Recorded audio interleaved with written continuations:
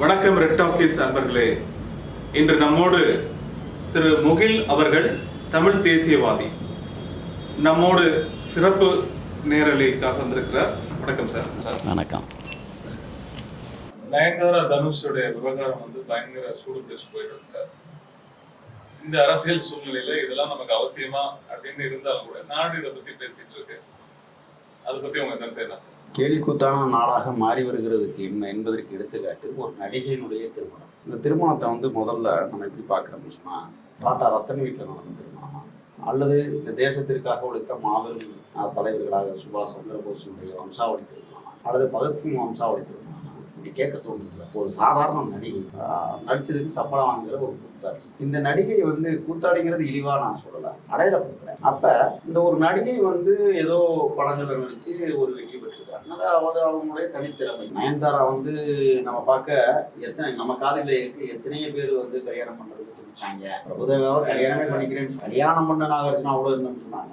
இதெல்லாம் என்னன்னா பாவம்னு சொல்லக்கூடாது, பாராட்டிதான் ஆகணும். ஏன்னா இவ்வளவு பேரையும் கடந்து ஒருவனை அதுவும் ஒரு உண்மையான தமிழனை எங்க பிறந்த ஒரு நடிகை திருமணம் செஞ்சுட்டு இன்னைக்கு வாழ்க்கை நடத்துது. இன்னைக்கு 2 குழந்தைகள் பிறந்துருச்சு. அது எப்படி இதுவரை மறைக்கப்பட்டிருக்கு. நான் என்ன கேட்கிறேன்னா, இந்த குழந்தைகள் பிறப்பு எப்படி இதெல்லாம் உண்மையை சொல்லியிருக்காங்களா? இல்லை, மூடி மறைச்சிக்கிட்டே வாழ்ந்துட்டு இருக்கிறாங்க. நான் என்ன கேட்குறேன்னா, இந்த திருமணத்துல அவங்க நீங்க சொல்ற போல ரெட்பீஸ்க்கு இத்தனை கோடி கொடுத்துருக்காங்க, அத்தனை கோடி கொடுத்தாங்க. நான் என்ன கேட்கறேன்னா, முதலீடு காட்சியிலே வெளியிட வேண்டியது. நான் என்ன கேட்கிறேன்னா, திருமண நிகழ்வை வெளியிட்டு சம்பாதிக்கிற நீ முதலீடு காட்சியை வெளியிட்டீங்கன்னா இன்னும் கூடுதலா சம்பாதிக்கலாம்ல. இல்ல நான் என்ன இது ஒரு கேவலம் அல்ல. தன்னுடைய திருமணத்தை பிறருக்கு தாரை வார்த்து விற்று பணம் பார்ப்பது அப்படிங்கிற ஒரு விஷயம் இருக்குல்ல. எதுல வேணாலும் பணம் பார்க்கலாங்கிறதுக்கு எடுத்துக்காட்டு இது ஒண்ணா இருக்கு. அப்படித்தானே? அப்ப நீங்க முதலீடு காட்சியை வெளியிடுங்கன்னு சொல்றேன். அதையும் எடுத்து வச்சுக்கிட்டே நான் கருதுறேன். இது என்ன இதுதான் தமிழர் நாகரிகத்தை கருது. நீங்க திருமணம் ஆல்பம் எடுப்போம், குடும்பத்தோட உட்காந்து ரசிச்சு பார்ப்போம். பொதுவெளியில நீங்க அதை வெளியிடுறீங்கன்னு சொன்னா நான் கேட்கிறேன், நீ யார்? இந்த தமிழ்நாட்டை பொதுவெளியில வெளியிடுறதுக்கு நீ யார்? முதல்ல தமிழ்நாட்டை பக்குவப்படுத்திய தலைமகளா? சான்சிராணி ஆற்காடு நவாப் படைகள்கிட்ட போய் தஞ்சம் அடைந்த போது சிவன் கோயிலுக்கு ஆயிரக்கணக்கான ஆயுதங்களை அடுக்கி வச்சிருந்த ஆங்கிலேய பேரரசை எதிர்த்து போரிட்டவரா? சொல்லுங்க. ஆக ஒரு நடிகை இந்த நாட்டுல பிழைக்க வந்த ஒரு நடிகை, இந்த நடிகை எதை வேணாலும் செய்யறாங்கிறத இன்னைக்கு மக்கள் குஷ்புக்கு கோயில் கட்டின நாடு தானே இந்த நாடு. எவ்வளவு பெரிய மோசமான நாடுங்கிறதுக்கு எடுத்துக்காட்டு. இன்னும் எத்தனை இந்த நடிகைகளுக்கு வீடு கட்டுறாங்க. நான் என்ன கேட்கிறேன்னா, அமிர்தேசனுக்கு ஒரு கோயில் கட்டினாங்க. யோசிச்சு பாருங்க நீங்க. ஆக இந்த தேசத்தில் பொருளாதார மேதைகளாக உருவாக்கின எத்தனையோ. நான் என்ன கேட்கிறேன்னா, முதலாக முத்துலட்சுமி அவர்கள் மருத்துவரா தமிழ்நாட்டில் வந்தாங்க. எத்தனை பேர் அந்த அம்மையாருக்கு கோயில் கட்டிருக்காங்க? அவங்களுடைய பெயரும் செயலும் நிறைய பேர் தெரியாது.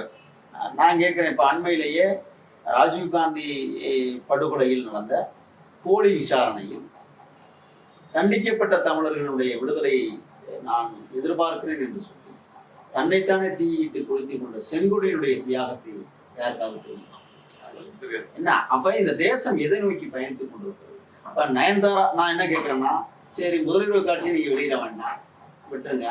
இந்த மகப்பேறு திட்டத்தை யாரும் வெளியிடுங்க. நீங்க குழந்தை எப்படி பெற்றீங்கன்னு வெளியிடுங்க. இன்னும் கூடுதலா சம்பாதிக்கலாம். அது 50 கோடி 60 கோடி அதை பற்றி செய்தி இல்ல. நான் என்ன கேட்கிறேன்னா, அப்ப இந்த நாடை, இந்த மக்களை, இந்த இளைஞர்களை எவ்வளவு சீரழித்துக் கொண்டிருக்கிறார்கள் இவர்கள் என்பதற்கு எடுத்துக்காட்டு தான் நயன்தாரா. இப்போ நான் என்ன கேட்கிறேன்னா, சகோதரர் தனுஷ் அவர்கள் இந்த விஷயத்துல அவரும் இறங்கி எனக்கு நஷ்ட ஈடு வேணும், 10 கோடி ரூபாய் பணம் கேட்கிறார் என்று செய்தி இன்றைக்கு வெளியே வருகிறது என்றால், அவருடைய புனிதத்தன்மை இன்றைக்கு இந்த நயன்தாரா கெடுத்துக் கொண்டிருக்கிறார் என்பதால் தான் இன்னைக்கு அவர் வழக்கு தொடுக்க வேண்டிய ஒரு சூழல் வந்திருக்கிறது. நான் என்ன கேட்கிறேன்னு சொன்னா, அப்ப தமிழர்கள் என்ன இழுத்தவா இருந்தார்? தமிழ்நாட்டில் நடிக்க வந்த ஒரு நடிகை இவ்வளவு கொடோச்சு சூழலுக்கு தள்ளியறியா இருந்தால், இங்க இருக்கிற அரசியல் குறுக்கீடுகள் தான். மூக்கிட்டு இருக்கிற மச்சத்துக்கு பார்த்து மயங்கி போனவங்க நிறைய பேர் இருக்காங்க. அப்ப இந்த விஷயங்களை எல்லாம் பார்க்கிற போது கேலி கூத்தாக இருக்கிறது, கேவலமாக இருக்கிறது. இதெல்லாம் தடை செய்யணும்னு நான் சொல்றேன். உன் வீட்டுல போட்டு பாத்துக்க, மக்கள்கிட்ட பரப்புறதுக்கு நீ உன் கல்யாணம் அப்படியே தூய்மையான கல்யாணமா? இல்ல நான் கேட்கிறேன், எவரோடையும் பழகாத நடிகையா, பேசப்படாத நடிகையா? அறிவிற்கத்தக்க வகையில் பேசிய நடிகைகளில் ஒருவர் நயன்தாரா. உண்மையாக நேர்மையாக அர்ப்பணிப்போடு வாழ்ந்தேன் அப்படின்னு சொல்றாங்க. கிழிச்சாங்க இவங்கெல்லாம்.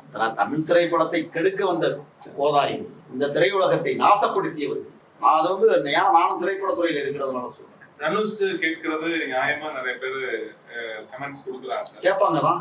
காப்பிரைட்ஸ் அவர்தான் இருக்கு. அவர் தானே செலவு வச்சிருக்காரு, அவர் தானே எல்லாம் பண்ணிருக்காரு, எல்லா செலவும் பண்ணிருக்காரு. இவங்க அசால்ட்டா தன்னுடைய திருமணத்தை 25 கோடிக்கு விற்பனை பண்ணும்போது, அப்ப என்னுடைய படக்காட்சியில ஒரு பாட்டையோ ஒரு காட்சியை சேர்க்கும் போது அது எனக்கு ஒரு பொருள் கொடுங்க, எனக்கு ஒரு அமௌண்ட் கொடுங்க கேட்கறது நியாயம் தானே. மக்கள் என்ன சொல்றாங்க, நடிகர் தனுஷ் வந்து இந்த விஷயத்துல கூடுதலா கேட்கணும்னு சொல்றாங்க. 10 கோடியே கேட்குறீங்க, 25 கோடி ரூபா அவங்க சம்பாதிச்சிருக்காங்க. முழுசா கேளுங்கன்னு தான் சொல்லணும். நான் என்னை பொறுத்தவரை உனக்கு எதுக்கு காசுங்க, உன் கல்யாணத்தை நாங்க பார்க்கணும் என்ன அவசியம் இருக்கு? ஒண்ணு இருக்குல்ல, நீ கல்யாணம் பண்ணிட்டா வாழ்ந்துட்ட, ஒருத்தர்கிட்ட புள்ள பெற்றுக்கிட்ட, அதை ஏன் நான் பார்த்து ரசிக்கணுங்கிறேன். உன் வீட்டுல போட்டு ரசிச்சுக்க. நாடை முட்டாளாக்கி கொண்டு இருக்கிறார்கள். அதுதான் இப்ப நம்ம வருத்தப்பட வேண்டியது. இந்த இளைஞர்களை ஒரு பக்கம் குடிபோதையில் இந்த தேச நலனை பற்றி சிந்திக்க விடாமல் தடுக்கிறது குடி. அடுத்து இது போன்ற நடிகைகள் இந்த இளைஞர்களை குடித்து விட்டு குமாரம் அடிக்கிற கூட்டத்திற்கு மத்தியில் நிர்வாண கோலத்தோடு நின்று கொண்டு அழகு பார்க்கிற அவலச்சூழல் தமிழ்நாட்டில் இருக்கிறது என்றால் நயன்தாரா போன்றவர்கள் தமிழ்நாட்டிலிருந்து அப்புறப்படுத்த வேண்டும் என்று தான் நான் சொல்றேன். ஆகையால் இது போன்ற நடவடிக்கைகளை மாநில அரசு வந்து அனுமதிக்க கூடாது, அதை தடை செய்ய வேண்டும். அவருடைய திருமண வாழ்வியலை பற்றியான அந்த காட்சிகளை எல்லாம் அவர்கள் போட்டு பார்க்கணும். எமக்கு அது அவசியம் இல்லை, இளைஞர்களை எடுக்க தேவையில்லை. ஏனென்றால் நாளைக்கு இந்த இளைஞர்களுக்கு முன்னுதாரணமாக அமைந்தோம். நான் நாளைக்கு வீட்டை பழகலாம், அடுத்து நான் ஒரு கல்யாணம் பண்ணலாம், என் கல்யாணத்தை நான் விசித்திரமா வெளியில விடலாம் அப்படிங்கிற இந்த தவறான அணுகுமுறையை அடுத்த தலைமுறைக்கு நாம் விட்டு செல்லக்கூடாது, கொண்டு செல்லக்கூடாது. ஆகையால் உடனடியாக தமிழ்நாடு அரசு தலையிட்டு அந்த நெட்ஃபிளிக்ஸ் நிறுவனத்திடம் பேசி இந்த திருமண அந்த ஆல்பங்களை அல்லது திருமண அந்த காட்சிகளை தடை செய்ய வேண்டும் என்று தான் நான் சொல்றேன்.